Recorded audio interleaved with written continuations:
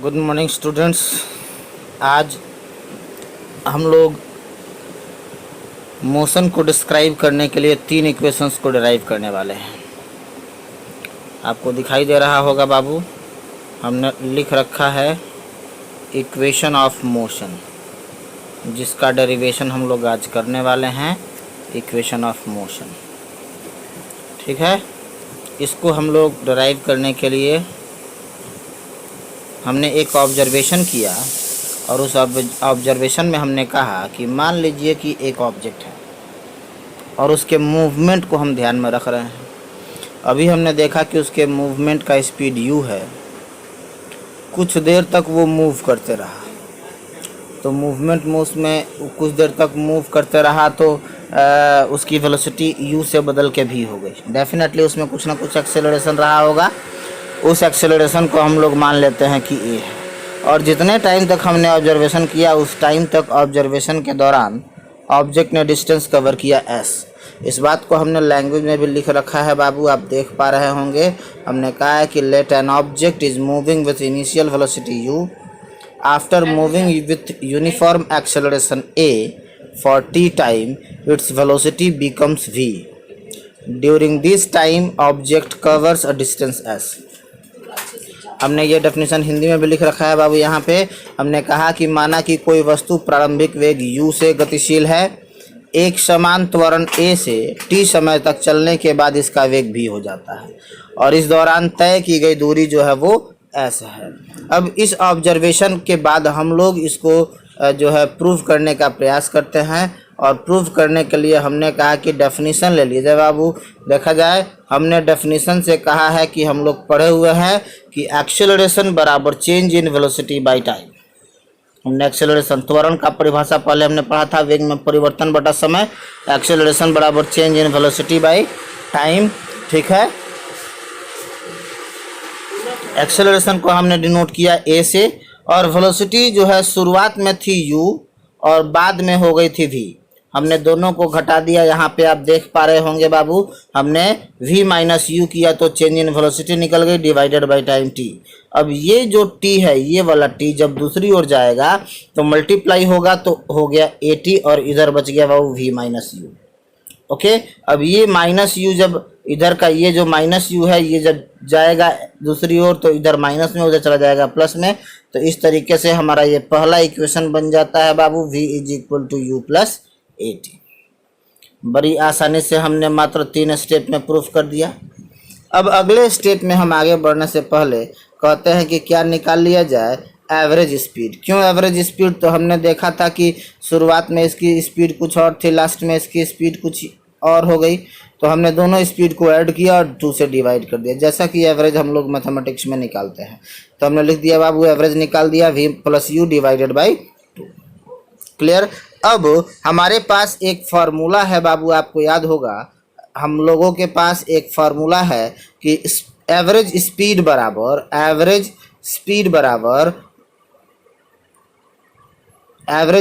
बराबर distance upon time.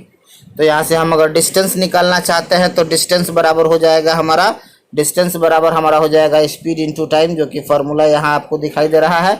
Distance is equal to average speed into time. अब बड़े आसान सी बात है, डिस्टेंस हमारे ऑब्जर्वेशन में s माना गया है, हमने s लिख दिया है, ठीक है। और एवरेज स्पीड अभी थोड़ी देर पहले निकला था u प्लस v बाई 2, तो हमने u प्लस v बाई 2 लिख दिया इंटू टी।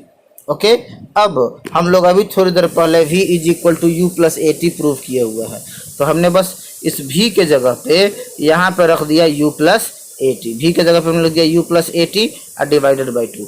अब हमने क्या किया, तो आप देखिए ये u और ये u मिल करके यहाँ 2u हो गया और 80 बाई 2 वैसे ही है, ठीक है।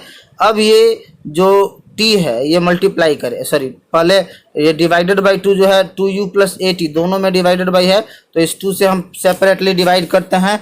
2 से सेपरेटली डिवाइड करते हैं तो एक बार 2u से डिवाइड करेंगे तो u हो जाएगा और एक बार 80 से डिवाइड करेंगे तो 80 बाई 2 हो जाएगा। अब हमने t से मल्टीप्लाई कर दिया तो ut अब plus at square by 2। This is equation number 2। तो S is equal to ut plus 1/2at²। ये हो गया हमारा सेकंड इक्वेशन। अब तीसरे इक्वेशन को प्रूव करने के लिए हमने क्या किया, तो इक्वेशन फर्स्ट को हमने स्क्वायर कर दिया। कुछ नहीं, फर्स्ट हमारा था v = u + at, हमने इसको केवल स्क्वायर कर दिया। v² = u + at का दी होल स्क्वायर। अब हमने इस टर्म को a + b दी होल स्क्वायर के फॉर्म पे तोड़ दिया, तो a² + 2ab + b²।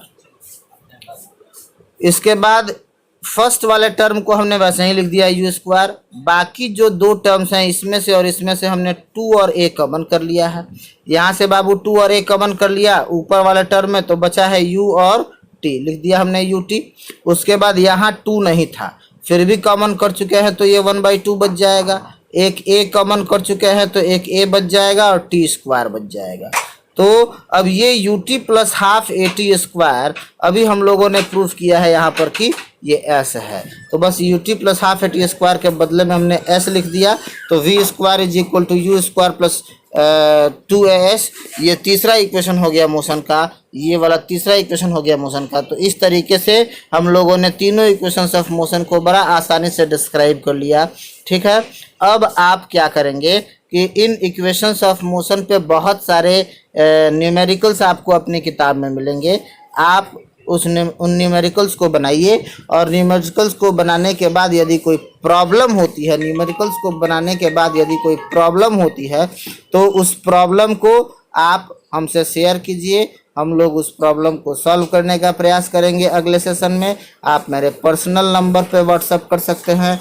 मेरा पर्सनल व्हाट्सअप नंबर है 9666113869। इस पर्सनल व्हाट्सअप नंबर पे आप मैसेज कर सकते हैं। यदि इस डेरिवेशन में कोई प्रॉब्लम हुआ हो तो आप इस पे व्हाट्सअप कीजिए, और व्हाट्सअप करने के बाद आपके प्रॉब्लम को हम सॉल्व करने का प्रयास करेंगे। अगले वीडियो में, अगले क्लास में हम लोग पढ़ेंगे बाबू किसके बारे में, हम लोग अगले वीडियो या अगले क्लास में हम लोग पढ़ेंगे ग्राफ के बारे में। मोशन में जितनी बातें हमको पढ़नी थी हमने सारी बातें पढ़ ली हैं, लेकिन अब इन्हीं सारी बातों का रिपीटेशन होगा, और रिपीटेशन का मेथड होगा ग्राफ का मेथड। ठीक है, कुछ दिनों से हमारा वीडियो लगातार आपको नहीं मिल पा रहा था, लेकिन अब पुनः आपको ये वीडियो जो है वो लगातार मिलेंगे। बहुत बहुत धन्यवाद। घर में रहें, सुरक्षित रहें, खूब मन लगा कर पढ़ें।